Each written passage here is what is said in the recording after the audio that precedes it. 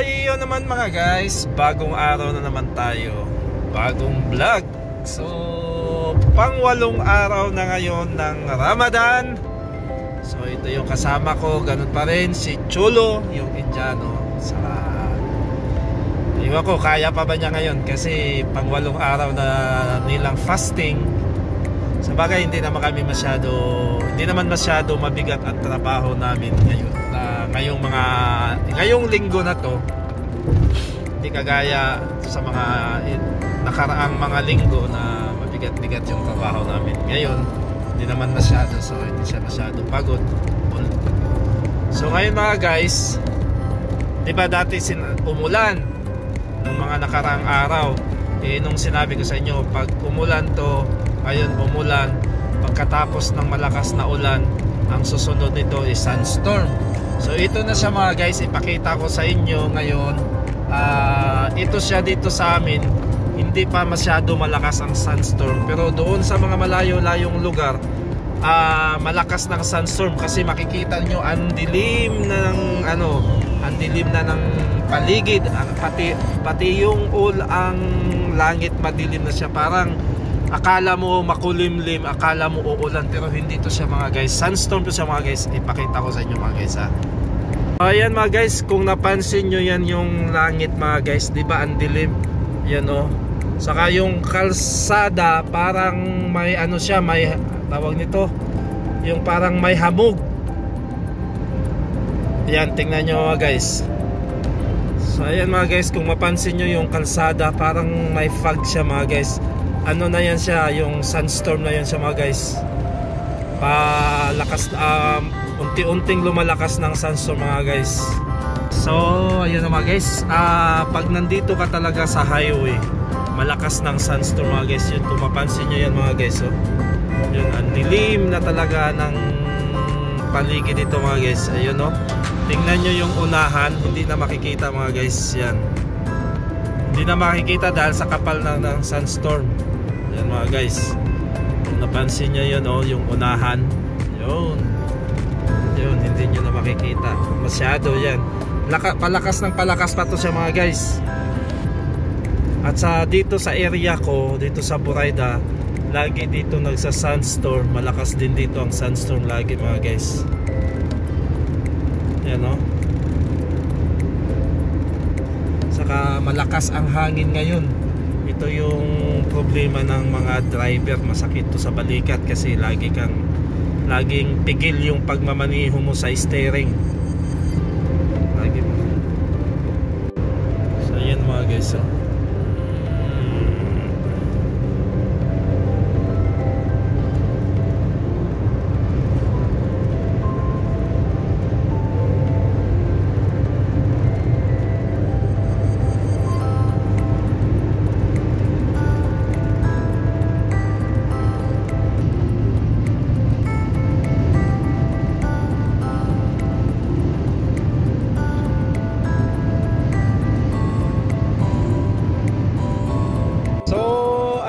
Guys, nandito tayo ngayon sa rooftop ng aming accommodation na yun mga guys. Kung mapansin niyo yun, napakalakas ng sandstorm na mga guys. Ayan, napansin nyo yan. Dito tayo ngayon sa rooftop mga guys. Kita ko sa inyo yung sandstorm ngayon guys. Napakadilim na ngayon ng ulap mga guys. Ayan mga guys, ang dilim na ng ulap kung napansin nyo yan. Yan, dilim na ng ulap mga guys. Malakas kasi ang sandstorm mga guys.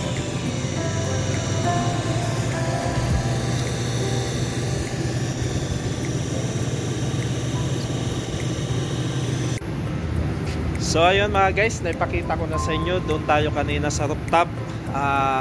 Tinignan natin yung kalagayan ngayon ng panahon rito, kung palakas pa ba yung sandstorm. Ganun pa rin mga guys, lumakas lalo yung sandstorm mga guys.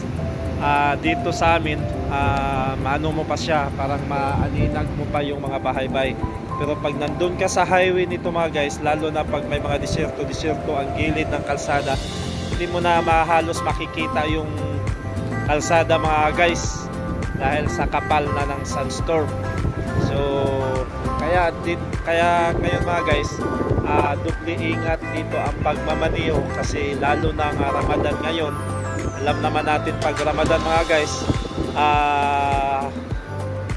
sila ay nagfa-fasting. So once nagfa-fasting ngayon, pang 8 araw na nila ngayon sa fasting mga guys, napakadelikado ngayon maglakbay sa mga kalsada mga guys.